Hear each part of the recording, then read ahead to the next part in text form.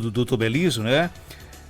Divulgar aqui com tristeza o falecimento da dona Júlia Jacinto de Araújo, ela que por muitos anos foi técnica de enfermagem do Hospital Regional aqui do Seridó, pessoa muito querida, né?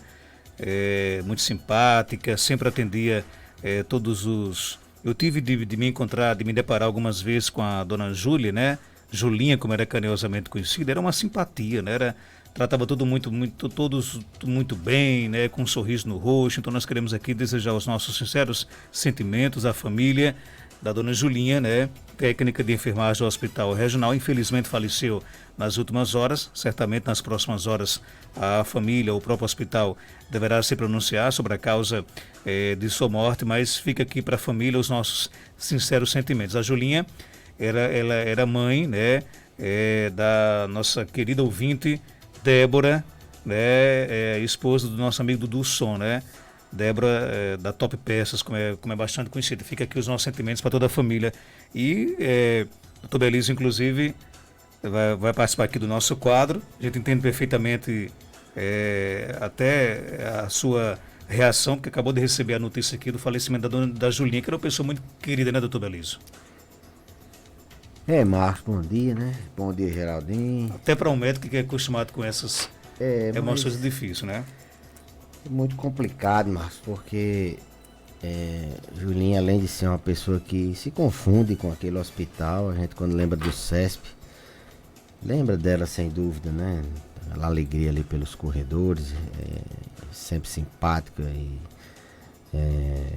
que deixou muita saudade, sabe? Uma pessoa que a gente gostava muito, eu me dava muito bem, quando ela me via, perguntava por minha esposa perguntava por mim, pessoa muito antiga ali, desde que eu cheguei lá, ela já estava, e é complicado, a gente não tinha ainda perdido um colega não de hospital, no momento que estamos revertendo alguns leitos, a incidência caiu e tudo, e a gente vai voltar a nossa UTI para uma UTI clínica e fomos pegos com essa notícia complicada, muito complicado, Marcos. Cheguei aqui, vocês comentaram e até para se concentrar no programa é muito complicado. De toda forma, a gente vem aí 6 meses nessa batalha, lutando e não tem jeito da gente. Quando tava pensando em sair, a gente é puxado o tapete com uma notícia tão triste dessa, não que as outras a gente não se comova, mas ela que trabalhava conosco há muito tempo, a gente sofre muito, né? Então desejar a toda a família, assim, que Deus possa trazer forças para eles, desejar a todos os colegas de trabalho, a todo mundo que está sofrendo nesse momento, a alegria que ela trouxe em vida, que a gente possa pelo menos ficar na memória esse momento tão difícil. Ok, para vocês profissionais do Hospital Regional, com certeza força, né? Não é fácil, nós já perdemos inclusive colegas de trabalho, essa mesma dor que você sente hoje, eu senti quando perdi, por exemplo, nosso querido F. Gomes, quando era nosso colega de rádio na Rádio Caicó. E não é fácil realmente você perder, por exemplo, um colega tão próximo de trabalho como era a Julinha para vocês, né? Que Deus possa realmente abençoar todos vocês, toda a equipe do Hospital Regional, e os nossos sentimentos para toda a família da Julinha, enfermeira, infelizmente faleceu agora há pouco no hospital, na UTI do Hospital Regional aqui de Caicó. Vamos agora com o quadro Check-up no rádio, 7 horas e 29 minutos. Panorama 95 apresenta Check-up no rádio. O tema de hoje é livre, manda para cá a sua pergunta através do nosso WhatsApp 988-775550. Antes de entrar aqui nas perguntas, já estão chegando. Estamos vivendo o mês do Outubro Rosa e para as pessoas idosas a prevenção é essencial, né, doutor Belísio? Isso, Marcos. A gente tem agora passado por uma fase de onde as pessoas estiveram em casa há muito tempo e agora está todo mundo voltando de uma vez às suas atividades, na medida do possível, voltando a cuidar da sua saúde. Os que já eram doentes, eles tinham uma necessidade maior e eles talvez pioraram algumas doenças, e outros que estavam ali segurando a sua qualidade de vida, mantendo a sua saúde em dia, eles deram uma piorada em qualquer que seja o parâmetro. Então essa pandemia ensinou, além de várias outras ensinamentos, ela ensinou também que a gente deve estar com a saúde em dia, deve estar com as doenças controladas, deve estar regularmente buscando auxílio, principalmente os idosos. Os idosos têm que buscar, sempre digo, geriatria você não vai para uma consulta, você pode até ir, você vai ser acompanhado por um profissional especialista na saúde da pessoa idosa, vai lhe orientar em como se prevenir e prevenir situações da própria idade, como quedas, tratar a demência, manejar várias doenças funcionando ao mesmo tempo, não só tratar alguma doença. Então, foi uma mensagem que a pandemia passou, essa de prevenção, e a gente faz prevenção no idoso, não só aquela prevenção primária, não só aquela prevenção do início do envelhecimento, aquela prevenção de orientar atividade física adequada, uma alimentação adequada. Os parâmetros para o idoso são diferentes, tanto na alimentação quanto na atividade física, mas orientar qual rumo ele seguir para detectar antes, para que a gente possa intervir com antecedência eventos que a gente são considerados preveníveis. A gente fazer, por exemplo, prevenção do câncer, já que estamos no mês de novembro, fazer a prevenção do câncer de mama e orientar a mamografia. Então, a mamografia deve ser recomendada em mulheres acima de 45, 50 anos, depende muito da diretriz, até 60, 65, 70 anos. Isso há orientações do Ministério da Saúde, orientações de manuais, mas a gente sempre observa a capacidade do indivíduo. Se esse indivíduo tem expectativa de viver por mais de 10 anos, vale a pena fazer qualquer rastreio. Antigamente o paciente tinha 70 anos, muitos rastreios já não eram mais aconselhados, mas se esse indivíduo a gente tem como mensurar a capacidade, mensurar, estimar a quantidade de anos que ele pode viver em virtude do número de doenças, em virtude da própria complexidade das doenças, em virtude da qualidade com que essas doenças são tratadas, se elas estão bem tratadas. A gente tem mais ou menos uma ideia se o idoso vai ter benefício em você prevenir determinada doença. Então, prevenção perpassa a alimentação, perpassa a atividade física, começa por aí, mas prevenção também busca ativa de doenças, buscar o câncer. No homem a gente busca câncer de próstata, né? Daqui a pouco vem o novembro azul. Na mulher o câncer de mama. Se tem história familiar de algum câncer em qualquer localização, a gente tende a pesquisar esse câncer. Se busca-se no intestino. A gente sabe que com o envelhecimento as pessoas são mais suscetíveis a ter câncer. Então esse rastreio oncológico que a gente chama, rastreio de doenças neoplásicas, esse check-up em busca de câncer, ele no idoso ele deve ser feito, e a depender de fatores genéticos a gente aprofunda mais em determinado órgão ou não. Mas via de regra, a idade por si só ela aumenta o risco das pessoas ter câncer, né? Ela favorece mutações, favorece o desenvolvimento de cânceres, e é nessa faixa etária que a gente tem que pesquisar com mais, assim, eu diria, com mais proatividade. Mama, câncer de próstata, intestino, estômago, pulmão. Tabagistas, pessoas que fumam, elas devem, a partir de determinada idade, se elas têm uma alta carga tabágica, fazer uma tomografia que a gente chama de baixa intensidade. Pacientes que têm história familiar de câncer de intestino tem que começar a fazer colonoscopia a partir de 50 anos. Na verdade, uma colonoscopia deve ser feita a partir de 50 anos. Então não é só na dieta, não é só na atividade física, é também procurando assistência, procurando fazer seu check-up anual, seja semestral, dependendo do número de doenças, da idade do paciente, mas aproveitar esse momento de prevenção, esse momento de pandemia, onde as pessoas estão se recolocando, as pessoas refletiram, estão se reinventando e buscando saúde, que a prevenção também se faz com busca ativa de doenças para que a gente possa identificar no começo. O impacto que a mamografia tem na redução de morte é bem importante, e detectar precoce é sempre mais interessante do que depois que a doença está disseminada. Ouvinte pergunta aqui, doutor Belísio, se a ultrassonografia tem o mesmo resultado da mamografia. Não, ela tem um resultado complementar, né? A mamografia é o exame que a gente diz padrão ouro, né, para rastreio de câncer de mama.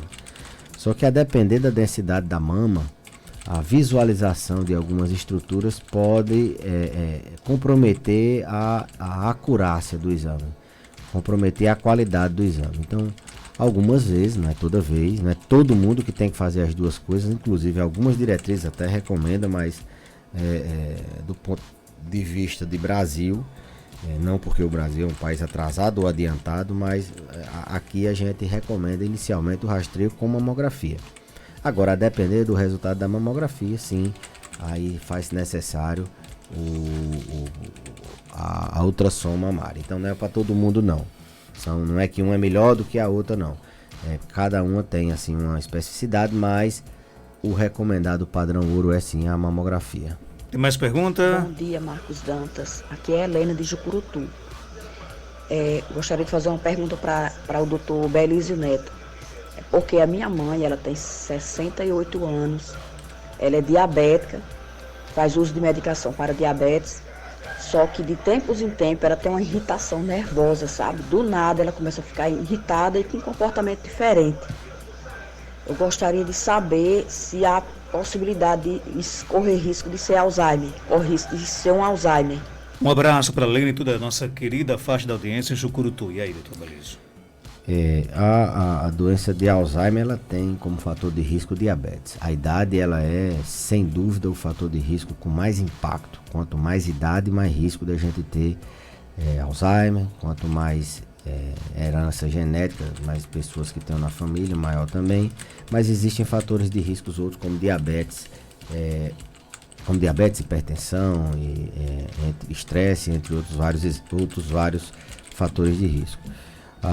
O fato dela ter crises nervosas, irritação, isso não necessariamente a gente pode pensar em Alzheimer. Primeiro a gente tem que entender que a doença de Alzheimer, ela cursa na grande maioria das vezes com queixas cognitivas, com queixas de lapsos de memória, fogão, torneira ligada, se perde na rua, repete assuntos. Então o esquecimento, esquece alguma palavra que vai dizer, tem aquela dificuldade de reconhecer algum objeto, demora muito para dizer o nome. Então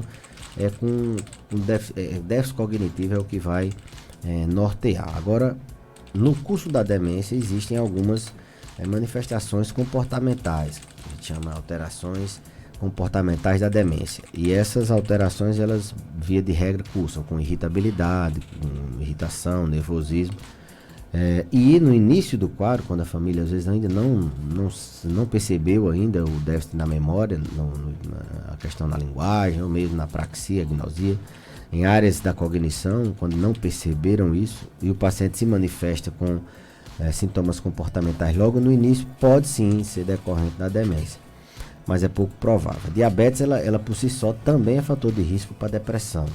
E o idoso que ele tem depressão, ele se manifesta de maneira um pouquinho diferente, com sintomas físicos e às vezes com alterações que não são só choro, tristeza. Ele pode se irritar, ficar nervoso, se isolar. Isso é uma alteração. Então a gente teria que pensar nessas duas coisas, porque ela tem um fator de risco comum aí, que é o diabetes. Tanto é para Alzheimer como para depressão. E essa depressão uni ou bipolar, ela fala que tem tempos que melhora, tem tempos que piora, pode ser um transtorno do humor bipolar também. Tem mais perguntas chegando, vamos ouvir. Bom dia, Marcos. Bom dia, doutor Belísio. Doutor Belísio, me tira uma dúvida. O meu tio tem mais de 80 anos, acho que é 82. Ele está internado e desde ontem que ele está obrando sangue. Ele teve isso no ano passado, ele teve esse mesmo tipo de sintomas. Aí era para ele ir para um gastro, aí não deu certo porque apresentou outros tipos de doença, ele teve de se tratar. Aí quando foi ontem, ele começou a obrar muito sangue. Aí a filha dele trouxe para o regional transferido para o hospital Seridó. Aí o que eu gostaria de saber do senhor, o que poderá ser. E Ayrton Belísio?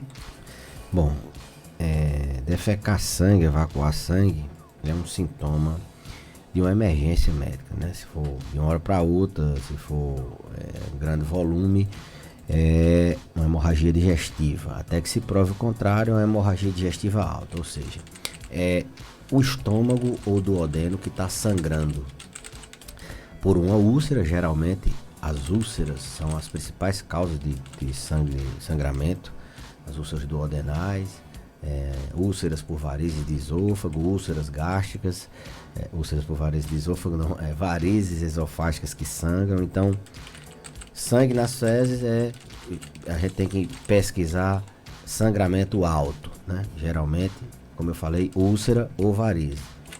Existem várias outras causas de sangramento, como por exemplo, medicamento pode causar. O paciente toma toma algum anti-inflamatório, ele pode fazer uma úlcera por medicamento. Principalmente idoso, ele tem uma junção de 2, 3, 4 medicamentos que facilitam a lesão da mucosa do estômago e causar sangramento. Então, se for alto, tá dentro desse espectro aí. Mas o sangramento pode ser baixo, a partir de um determinado nível, que a gente chama de ângulo de Treitz, ele pode ser um sangramento digestivo baixo. E as causas de sangramento baixo, que é no intestino delgado e no intestino grosso, são malformações vasculares, angiodisplasias, tumor, diverticulose pode sangrar, hemorroida pode sangrar, um pólipo pode sangrar. Então a gente tem que ver se a hemorragia veio de cima ou veio de baixo. A primeira medida é estabilizar o paciente, hidratar, dar condições clínicas, deixar ele estável. E aí a gente pediu a endoscopia. Essa endoscopia ela tem que ser feita o mais breve possível, desde que o paciente tenha estabilidade clínica, ele esteja com condições de fazer. Alguns guidelines internacionais recomendam nas primeiras 12 horas, outros nas primeiras 24, a depender do tipo de hemorragia. Mas a medida aí é hospital mesmo, o hospital vai estabilizar, fazer endoscopia. Se tiver uma úlcera na endoscopia, o endoscopista tenta cauterizar, tenta fechar cicatrizar essa úlcera lá no procedimento. E pesquisar a causa da úlcera. As principais causas de úlcera gástrica são aquela bactéria, o H. pylori, né? Pessoas que têm gástrica e duodenal são aquela bactéria H. pylori que causa úlcera, e essa bactéria também ela predispõe a câncer de trato gastrointestinal. 82 anos é uma emergência, o paciente tem que ser internado, muitas vezes tem que ser transfundido, dependendo da quantidade de sangue que ele perca, e tem que ser internado geralmente em terapia intensiva. Não sei se já deu uma estabilizada, se já fez endoscopia, como é que tá a conduta lá do médico que tá pegando informações no rádio. Eu tô dando uma orientação assim geral, mas a causa, que foi o que ela perguntou, geralmente é por úlcera. Tem mais pergunta aqui chegando, vamos ouvir. Bom dia. Eu gostaria de fazer uma pergunta ao doutor Belísio. Sinto muita dor de cabeça, tenho 57 anos. Faz 10 dias que eu sinto a dor de cabeça, assim, se eu sentir assim, uma raiva, uma preocupação, qualquer coisa que eu sentir, dá dor de cabeça. Eu gostaria de perguntar ao doutor Belísio, é perigoso infarto? É perigoso? Perigoso o quê? Infarto? Não, o infarto ele cursa com dor no peito, às vezes a dor irradia para o braço, é a dor típica do infarto, dor no peito com sensação de aperto, empontada, que vai para o braço às vezes ou para o queixo, e geralmente num paciente que tem fatores de risco, ele é hipertenso, diabético, já tem uma certa idade, tem história familiar de evento cardiovascular na família. Então a dor típica do infarto é essa, logicamente que idoso, no qual é o caso dela, ele se manifesta com equivalentes isquêmicos na maioria das vezes. Ele simplesmente cansa, ele não dá tanta o sinal. Dor de cabeça, ela pode sim ser assim, uma consequência do infarto, mas ela já teria tido algum sintoma cardiológico. Então, infarto não. Eu não sei se ela quis dizer AVC. Agora, dor de cabeça nessa faixa etária, 57 anos. Assim, a dela não parece ser ela não tem nenhum sinal de alarme, principalmente porque piora com o estresse. Ela diz que qualquer preocupação, esse tipo de dor de cabeça a gente chama de cefaleia tensional. É uma dor de cabeça que não tem as características da enxaqueca, já que a enxaqueca ela tem uma característica de pulsar, de latejar, associada a náuseas, vômitos. Ela tem um padrão de aparecimento bem típico, ela só de um lado. O paciente às vezes percebe que vai ter, piora com algum com cheiro, com odor, com luz, com som. Ele tem um padrão, a enxaqueca. Não parece ser o caso dela, que a dela ela não citou nenhuma dessas características. Parece ser uma cefaleia tensional. É um tipo de dor de cabeça benigno, que não é por causa de doenças dentro do cérebro. Nessa faixa etária é comum, porque 57, transição menopausal, o paciente do sexo feminino está nessa fase de hormônios, mudanças de hormônios, e o limiar de dor dela é menor, a predisposição a ter dor é maior, então ela tem mais dores. E a gente geralmente identifica os gatilhos de dor. Tem muito gatilho na alimentação, principalmente a enxaqueca, mas o estresse é sem dúvida um gatilho. Ela vai ter que tratar essa facilidade que ela tem, eu diria, de se estressar, de se emocionar. Isso pode ter no fundo um transtorno do humor, mas é um tipo de cefaleia benigna. Provavelmente a cefaleia que cursa com, assim, que a gente preocupa, é aquela que a pessoa nunca sentiu uma dor intensa, e geralmente ela vem associada com rigidez na nuca, desmaio. São sinais de alerta. O paciente desmaiar, ficar isso aí são sinais de alerta para uma dor de cabeça que preocupa. Uma dor de cabeça que ela só é uma dor de cabeça, tem que se tratar a longo prazo. Ninguém aguenta viver com dor de cabeça todo dia. Existe um arsenal terapêutico bastante amplo para tratar tanto as cefaleias enxaquecosas como as não enxaquecosas. Então ela procura controlar o estresse. Tem mais pergunta, doutor Belísio. Antidepressivo causa intestino preso? Alguns antidepressivos, lembrar que a gente não pode estar taxando um medicamento, olha, antidepressivo causa intestino preso. Não. Antidepressivo ele causa melhora no humor do paciente, para que pacientes que estão em depressão eles saiam da depressão. Ele é utilizado para várias outras doenças, para modular dor, por exemplo, na artrose. A gente às vezes, o paciente até fica, eu não tenho depressão, não, eu estou passando um antidepressivo para tratar a dor da sua artrose. O antidepressivo trata a cefaleia tensional, o paciente que tem enxaqueca, a gente pode utilizar, lançar mão de um determinado antidepressivo numa determinada dose, para aumentar o limiar de dor e ele ter menos frequência da dor de cabeça. Mas algumas classes de antidepressivos, principalmente os antidepressivos tricíclicos, amitriptilina, nortriptilina, amipramina, eles têm esse efeito adverso bem presente, o que outros antidepressivos praticamente não causam. Então, existe sim uma classe de antidepressivo que tem efeitos adversos, e efeito adverso não é que todo mundo que toma vai sentir, não. É bem paciente e dependente, que pode causar constipação. Esses antidepressivos eles devem ser evitados em pessoas que têm dificuldades de evacuar, tem constipação, tem intestino preguiçoso, a gente deve evitar. Tem mais pergunta? Bom dia, Marcos Danta. Bom dia, doutor Belísio. No dia 18 desse mês, a minha mãe vai completar 90 anos. Peço a Deus que ela viva muitos e muitos anos. É a mãe de Luiz, do Serrote Branco. Coisa boa, né? Um abraço aí para a mãe do nosso amigo Luiz. Que ela viva muito tempo, se Deus quiser, né, doutor Belísio? Viva muito tempo e com qualidade de vida. Eu sempre digo isso. Não adianta viver muito tempo em cima de uma cama, sofrendo, dependendo dos outros, sem ter perspectiva do amanhã. O idoso ele precisa ter significado, ele precisa saber que vai acordar e ter o que fazer. Você acordar sem ter o que fazer, então tem que ter qualidade de vida. Cada vez mais, Marcos, o número de nonagenários é crescente, é absurdamente maior na nossa cidade, na nossa região, em virtude do fenômeno, né, do envelhecimento. As pessoas estão vivendo muito mais, número de centenários, então a gente está vendo cada vez mais pessoas completarem 90, 100, 80 já é uma coisa assim, antes de 80 a gente já considera paciente jovem, né?